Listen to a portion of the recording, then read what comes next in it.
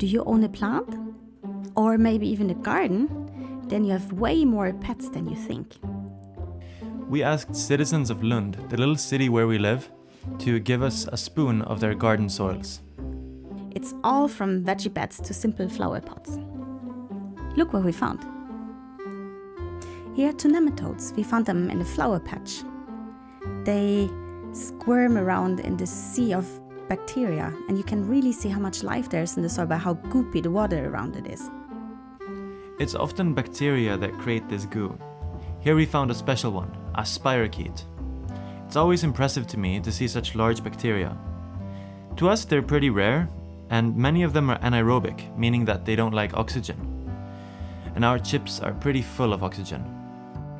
Their corkscrew body shape is really cool. They literally spin themselves through the goo. In the same soil we found this super cool testite amoeba, which means that it has a shell. It almost looks like a spider crawling around. It uses its pseudopodia to grab and move forward. The yellow things to the right are diatoms, tiny algae. It might sound weird to find algae in the soil because they love and they need sunlight. But apparently they're here and they're getting enough. Very likely they're only active when they're at the very top layers of the soil. But there are many animals around that can turn things upside down. These beautiful amoeba we found in a flower bed. It's probably a sac amoeba. You can tell that by the crystals that you see moving around in its inside. Then we found these super tiny amoeba. Sometimes these are called nanoamoeba because they're so small they're almost impossible to study. Because of that, almost nobody knows anything about them. It almost looks like they have flagella, but it's just their super duper thin pseudopodia. And this guy we found in between veggies of a colleague, an amoeboflagellate. Its name is Cercomonas and it's a very cute protist, I think. It really looks funny how it uses its flagellum almost like a trunk, and if you look at it long enough you kind of think it knows exactly what it's doing.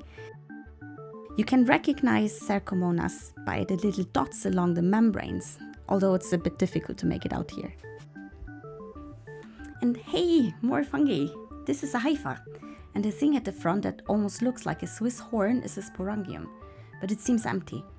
The whole hypha is actually empty. You maybe never thought of fungi as moving organisms, but they can move quite a lot within their hyphal networks because they can take back cytoplasm from hyphae that they don't think are useful. Here's another testate amoeba. And in this video you can really tell how difficult it can be to have a big shell on your back.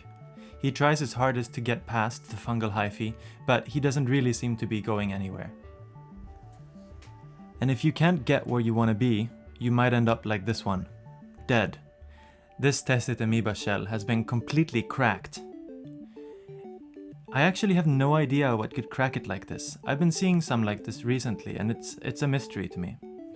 But through digestion it becomes part of the organic matter of the soil. In our next garden sample that was coming from a tomato bed, we found some cool amoeba. Some are very stubby, others, I wouldn't really call them pseudopodia anymore, false feet. They almost rather look like fingers or toes. And in some of them you can very clearly see what they have been eating. You can clearly see the food vacuoles of this amoeba. They are kind of many stomachs at the same time, and the biggest one here is full of bacteria, but the one above is probably a protist it has been eating. Another little protist, no idea what exactly. This last soil sample is also from tomatoes, but this one is just from a pot on my windowsill. I think it's so crazy that I have such nice protists in my room. This ciliate's name is Uroleptus, and we were actually trying to look up some interesting ecological stuff about it, but I could not find anything. It seems that they're actually quite rare, which is surprising because I've seen them a number of times in our soil chips. But we do have quite a unique system to look at them.